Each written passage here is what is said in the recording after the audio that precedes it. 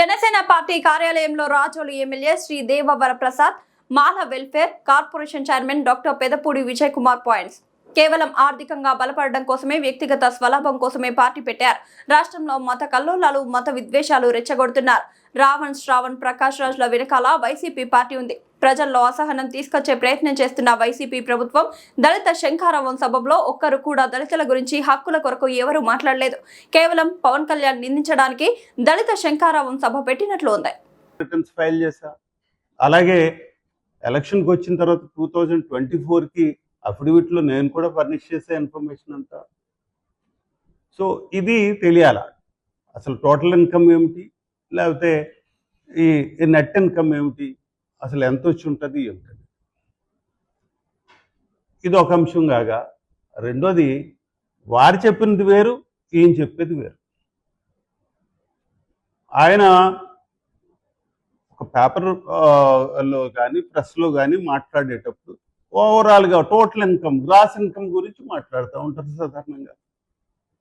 దాన్ని ఎవిడెన్స్గా ఉండదు, దాన్ని పరిగణనలో తీసుకొని ఇన్కమ్ ట్యాక్స్ ఫైల్ చేయరు. దాని మీద ఉండే డిడక్షన్స్, ఎక్స్పెన్సెస్ ఇవన్నీ పోగా వచ్చినట్ల మీద ఇన్కమ్ ట్యాక్స్ కట్టాల్సి వస్తుంది. వారే చెప్పారు ఎంత కట్టాము అని కొన్ని వీడియోలు. కాబట్టి ఇలాంటి ఒకటి ఆయన 22 రోజులు నేను సినిమా చేస్తానని చెప్తే ఈయన 50 రోజులు క్యాల్కులేట్ చేస్తాడు. ఎక్స్ట్రాపోలేట్ చేయటం అనమాట, చాలా ఎక్సెసివ్గా క్యాల్కులేట్ చేసి 600 కోట్లు సంపాదించారు. దీనికి లెక్క అడుగుతాం, సో కోర్టులకు వెళ్తాం. ఇవన్నీ కూడా జనాన్ని మిస్లీడ్ చేసే అంశాలు. తప్పనిసరిగా పబ్లిక్ దీన్ని దృష్టిలో పెట్టుకోవాలి. ఏమి దీంట్లో కూడా ఆయన చాలా ప్రొఫెషనల్గా ఏదైతే సంపాదించాడో ప్రతి రూపాయి కూడా లెక్క చెప్పాడు. ఆయన ఇన్కమ్ ట్యాక్స్ రిటర్న్స్ ఫైల్ చేశాడు. ప్రతి దానికి కూడా అకౌంట్ ఫర్ అయినట్టు మనకు అఫిడవిట్లు చెప్తున్నాయి, ఇన్కమ్ ట్యాక్స్ రిటర్న్స్ చెప్తున్నాయి. కాబట్టి ఇలాంటి మిస్లీడింగ్ ఇన్ఫర్మేషన్ పబ్లిక్ ఇవ్వటం వల్ల పబ్లిక్ ఒక రకమైన కన్ఫ్యూషన్లో ల్యాండ్ అప్ అవుతారు. కాబట్టి ఇలాంటివి ఇవ్వద్దని చెప్పి నేను ఆయనకి అడ్వైజ్ చేస్తాను. Thank you.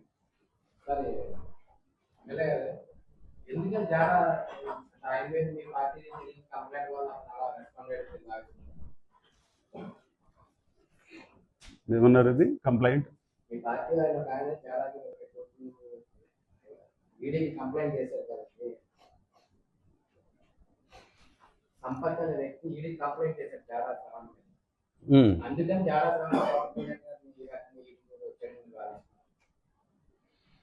అయి ఉండొచ్చు. ఆయన మీద కంప్లైంట్ వచ్చింది, దానికి రియాక్షన్కి ఇలా చెప్పుండొచ్చు. కానీ ఇక్కడ నేను పవన్ కళ్యాణ్ గారు వారి యొక్క వచ్చే ఇన్కము, యాన్యువల్ ఇన్కము, దానికి ఫైల్ చేసే రిటర్న్స్ ఖచ్చితంగా ఉన్నాయి. దీంట్లో ఏమాత్రం కూడా తప్పుపట్టడానికి లేదు. ఇది స్ట్రాంగ్గా ఉంది, చూసుకోండి కావాలంటే. Everything is available on record. రికార్డులో లేనిదేమీ లేదు ఇక్కడ. అటు అఫిడవిట్లో చూపించారు, ఇన్కమ్ ట్యాక్స్ రిటర్న్స్ ఉన్నాయి. It's very clear. ఎవరైనా ఏదైనా మాట్లాడచ్చు, ఏదైనా మాట్లాడటానికి రీజన్స్ ఏమైనా ఉండొచ్చు. కానీ ఇక్కడ మా పార్టీ అధ్యక్షుడు వారి యొక్క నిబద్ధత, వారి యొక్క track record, financial track record ఏదైతే ఉందో అది మీకు క్లియర్గా చెప్పడానికి నేను ప్రయత్నం చేస్తాను. ప్రింట్ అండ్ ఎలక్ట్రానిక్ మీడియా ప్రతినిధులందరికీ కూడా హృదయపూర్వక నమస్కారాలు. ఈరోజు ఈ మీడియా సమావేశం యొక్క ప్రధాన ఉద్దేశం రాష్ట్రంలో క్రైస్తవుల్ని రెచ్చగొట్టి, క్రైస్తవుల మధ్య, హిందువుల మధ్య ముఖ్యంగా వైరుధ్యాలు సృష్టించడానికి, వైషమ్యాలు సృష్టించడానికి, విద్వేషాలు రెచ్చగొట్టే లక్ష్యంతో వైఎస్ఆర్ కాంగ్రెస్ పార్టీ ఏ విధంగా కుట్రలు చేస్తుందనే అంశాలని మీ ద్వారా ప్రజలకు తెలియజేసే ఉద్దేశంతో ఈ మీడియా సమావేశాన్ని ఏర్పాటు చేశాం. ఈరోజు హిందూ దేవీ దేవతల మీద అసభ్యకరమైనటువంటి వ్యాఖ్యలు చేసి ఉపా చట్టం కింద అరెస్ట్ అయి జైల్లో ఉన్నటువంటి రావణ్కి పూర్తిగా అన్ని విధాలుగా సహాయ సహకారాలు అందించి డైరెక్షన్స్ ఇచ్చి మద్దతు ఇచ్చి నడిపించింది వైఎస్ఆర్ కాంగ్రెస్ పార్టీనే. వైఎస్ఆర్ కాంగ్రెస్ పార్టీ ఇచ్చిన మద్దతుతోటి శ్రావణ్ కుమారు అలాగే రావణ్ కుమార్ ఇద్దరు కూడా కలిసి పనిచేశారు. ఈరోజు రావణ్తో కలిసి పనిచేసిన శ్రావణ్కి బలం సరిపోవట్లేదని చెప్పి డైరెక్ట్ గా ఈరోజు వైఎస్ఆర్ కాంగ్రెస్ పార్టీకి సంబంధించిన వాళ్ళే రంగంలో దిగారు. రావణ్కి లీగల్ గా మేము మద్దతు ఉంటాం, న్యాయ సహాయం అందిస్తామని చెప్పి ఈరోజు వైఎస్ఆర్ కాంగ్రెస్ పార్టీ మీడియా ముఖంగా ప్రశ్నించినటువంటి సంగతిని ఈ సందర్భంగా గుర్తు చేస్తా ఉన్నా. దాంతో పాటు జగన్మోహన్ రెడ్డి గారు కూడా సాక్షాత్తు ఆయన కూడా హే రామ్ అంటూ రావణ్ కోసం చాలా బాధపడిపోయారు. సో ఈరోజు రాష్ట్రంలో ఉన్న ప్రజలందరూ కూడా అర్థం చేసుకోవాల్సింది ఏంటంటే ఈ రావణ్ గాని శ్రావణ్ గాని ప్రకాష్ ఆంటోనీ రాయ్ అలియాస్ ప్రకాష్ రాజు గాని వీరు ముగ్గురు యొక్క కార్యకలాపాలని తాడేపల్లి ప్యాలెస్ నుంచే వాటిని నియంత్రిస్తున్నారనే వాస్తవాన్ని మీ అందరికి కూడా తెలియజేస్తా ఉన్నా.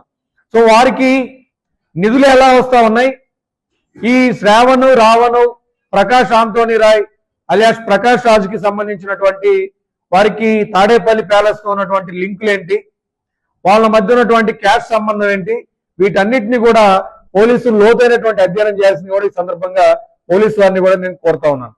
ఎందుకంటే మత విద్వేషాలు రెచ్చగొట్టే లక్ష్యంతో ముఖ్యంగా క్రైస్తవులకి హిందువులకి మధ్య వైషమ్యాలు సృష్టించాలి అన్న లక్ష్యంతో వీళ్ళు పనిచేస్తా ఉన్నారు. వీళ్ళకి అంతర్జాతీయంగా కూడా నిధులు వస్తా ఉన్నాయి. అవన్నిటినీ కూడా తాడేపల్లి ప్యాలెస్ నుంచి నియంత్రిస్తున్నారనే అంశాన్ని కూడా పోలీసులు లోతైనటువంటి అధ్యయనం చేయాల్సింది కూడా పోలీసు వారిని కూడా మేము ఈ సందర్భంగా కోరుతా ఉన్నాం. ఈ రోజు ఈ పరిస్థితుల్లో రాష్ట్రంలో ఉన్నటువంటి ప్రజలు ముఖ్యంగా దళిత క్రైస్తవ యువత అర్థం చేసుకోవాల్సినటువంటి కొన్ని అంశాలను ఈ రోజు మీడియా ముఖంగా ప్రస్తావించదలుచుకున్నాం. అవేంటంటే ఇప్పుడు దళిత క్రైస్తవుల రిజర్వేషన్ల అంశం మీద సుప్రీంకోర్టు ఒక తీర్పు ఇచ్చింది.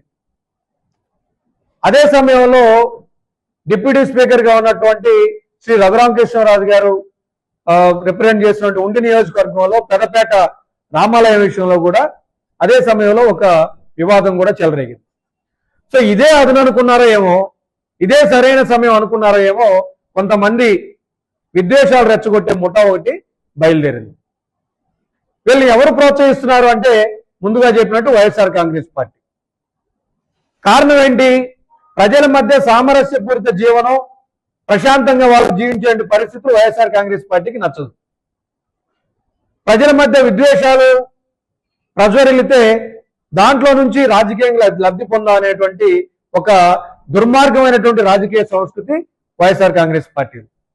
సో ఈ కుట్రలో భాగం కొంతమంది యూట్యూబర్లు తీసుకొచ్చారు, కొంతమందిని ప్రోత్సహించి నిధులిచ్చి యూట్యూబ్ ద్వారా వీడియోల ద్వారా హిందూ సాంప్రదాయాల్ని అవమానపరిచే విధంగా, అవహేళన చేసే విధంగా, దేవుళ్ళని అసభ్యకరమైనటువంటి భాషతోటి మాట్లాడుతూ ఒక విధమైనటువంటి డిస్టర్బింగ్ ఎన్విరాన్మెంట్ స్టేట్ లో క్రియేట్ చేసే విధంగా కూడా వీళ్ళు బిహేవ్ చేశారు. దాంట్లో భాగంగా రావణ్ అలియాస్ జోసెఫ్ అనే వ్యక్తి చేసినటువంటి వ్యాఖ్యలన్నీ కూడా మీడియా ద్వారా యూట్యూబ్ ద్వారా ప్రజలందరూ కూడా చూశారు. మొన్న ఏలూరులో ఒక సభ జరిగింది. దళిత క్రైస్తవ సమర శంకరరావు అని సభ పెట్టారు. జడా శ్రావణ్ అనే ఒక వ్యక్తి ఆ సభ నిర్వహించారు. ఆ సభకు వచ్చినటువంటి ముఖ్యమైన వక్తలందరూ కూడా ఈ సందర్భంగా రాష్ట్రంలో ఉన్న ప్రజలందరూ కూడా విజ్ఞప్తి చేస్తా ఉన్నారు. ఆ సభా వేదిక మీద ఉన్నటువంటి ప్రధాన వక్తలు ఎవరైనా కూడా దళిత క్రైస్తవ సమస్యల మీద ఏమైనా చర్చించారా? ఆ సమస్యను ఇదిగో ఈ విధంగా మేము పరిష్కరించబోతున్నాం అని చెప్పి ఎవరైనా మాట్లాడారా? మరి దానికోసం సభ ఎందుకు పెట్టారు? ఆ సభలో ఏం మాట్లాడారు? అందరూ కూడా పవన్ కళ్యాణ్ గారిని లక్ష్యంగా చేసుకొని దుర్భాషలాడటం,